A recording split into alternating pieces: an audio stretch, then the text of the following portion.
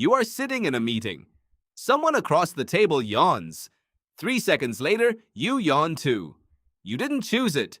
Your brain just copied a stranger's mouth movement without asking permission, but the real answer for why that happens is far stranger than tiredness. Most people think a yawn means you're bored or sleepy or your body needs more oxygen. That explanation feels obvious. It's been repeated so many times that nobody questions it anymore. It also happens to be wrong. Scientists have tested it directly. They've had people breathe pure oxygen before yawning tasks. They've pumped extra carbon dioxide into a room, expecting a wave of yawns if the old theory held up. Nothing changed. Not even a little. So if it isn't about oxygen, what is it actually for? And why does something this simple keep refusing the explanation everyone assumes is true? Here's the detail that should stop you. You yawn about as often on 8 hours of sleep as you do on 2.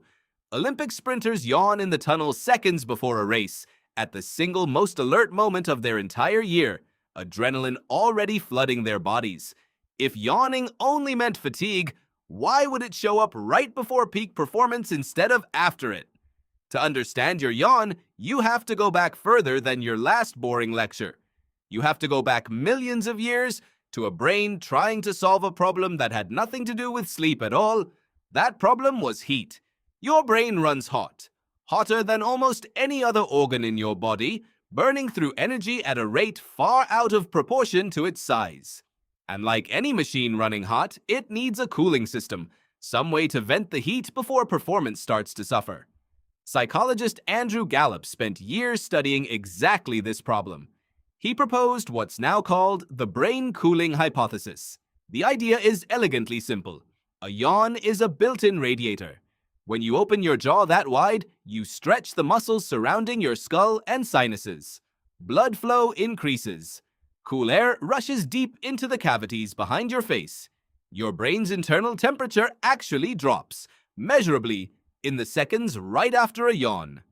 Gallup tested this in a clever, almost sneaky way.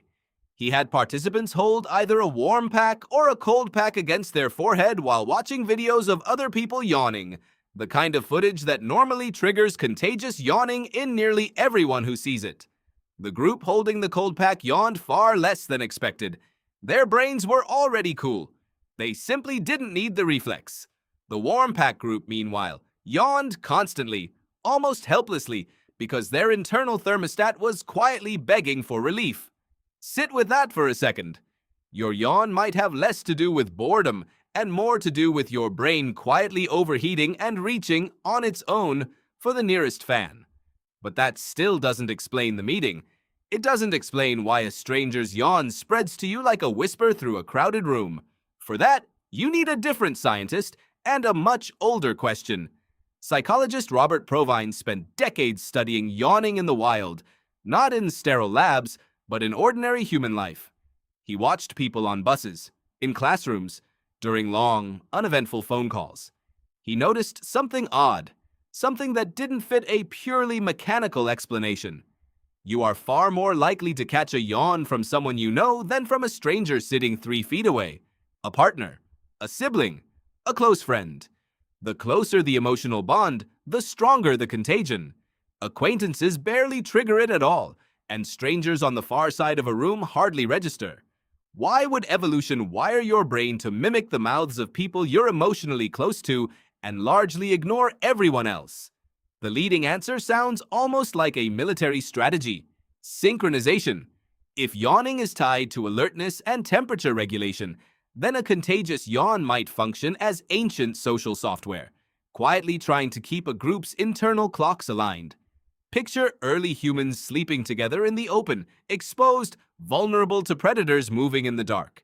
If one member of the group needed to cool their brain and sharpen their attention, spreading that same signal through the tribe kept everyone's alertness synced to the same moments. A yawn wasn't a sign of weakness. It was coordination, dressed up as a reflex. There's a darker, more intimate layer underneath this too. Researcher Ronald Benninger found that contagious yawning appears in far fewer species than you'd expect, and it shows up almost exclusively in social animals with complex group bonds, like chimpanzees, wolves, and humans. Dogs have even been shown to catch yawns specifically from their owners, not from strangers walking by. The same empathy circuitry that lets you feel secondhand embarrassment for someone else fumbling through a speech, compare that to a lion. Lions yawn constantly, sometimes dozens of times a day, but they almost never catch a yawn from another lion nearby. Their yawning still fits the cooling explanation, since lions live in hot climates and rely on panting and yawning to manage their body heat, but it never became a social signal the way it did in humans, wolves, and chimpanzees. That comparison tells you something important. The cooling function is old, shared across the animal kingdom, stretching back long before mammals split into separate branches. The contagious empathetic layer is much newer, and it only evolved in species that actually needed to coordinate as a group to survive. That means your yawn is really two different systems stacked on top of each other. One ancient and mechanical, one newer and deeply social, both firing through the exact same simple motion of your jaw. Now bring that back into your modern life, filled with air conditioning, glowing screens, and rooms that almost never get uncomfortably warm. Some researchers have wondered whether climate-controlled environments might be quietly dulling one half of this reflex, since your brain rarely needs to vent heat the way it did in unshaded, unshielded environments for most of human history. Meanwhile, the second half, the social half, hasn't gone anywhere. You still catch yawns from your closest friends, your partner, your family, in meetings and on video calls, exactly the way your ancestors caught them around a shared fire. So the next time a yawn spreads across a room, you're not watching boredom pass from face to face. You're watching an ancient empathy signal fire in real time, a leftover thread connecting you to everyone in that circle whether you like it or not. It's worth asking, too, why some people barely catch yawns at all. Studies on contagious yawning have found that people who score lower on empathy measures, including some individuals on the autism spectrum, catch yawns far less often than the general population.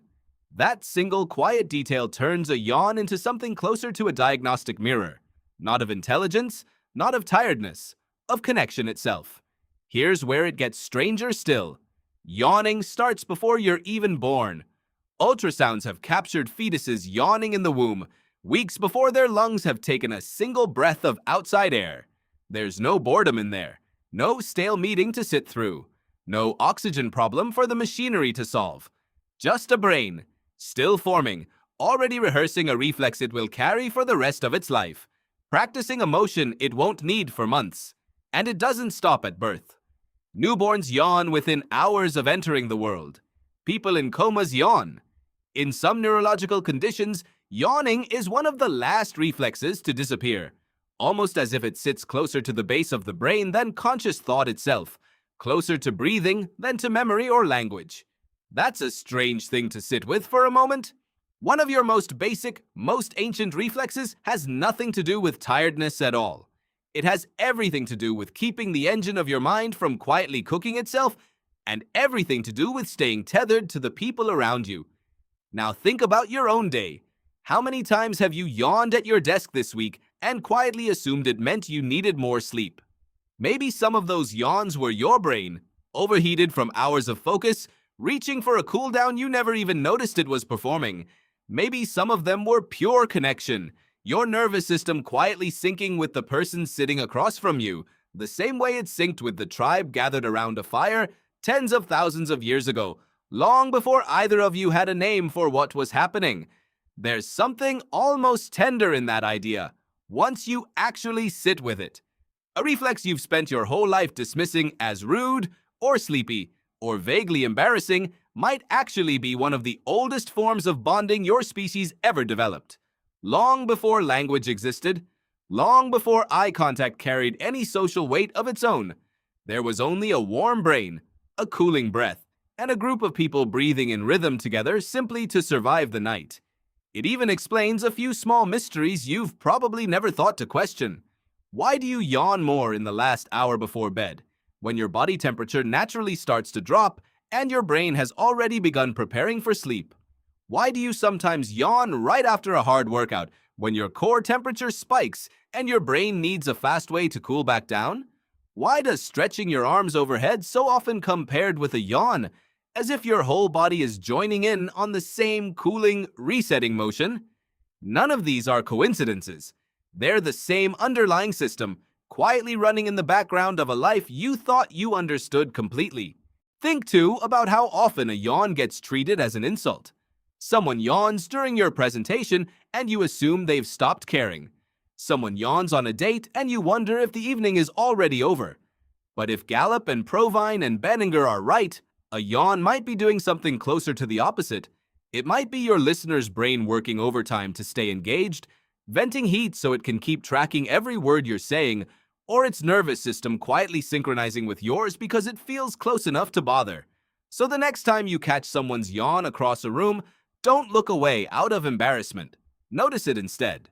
That small, involuntary stretch of your jaw is a signal passed down through millions of years of shared survival, older than language, older than fire, older than almost anything else you do without thinking. And tonight, when you're sitting in a meeting and someone across the table yawns, and 3 seconds later you feel your own jaw start to stretch, you'll know it was never about being bored at all.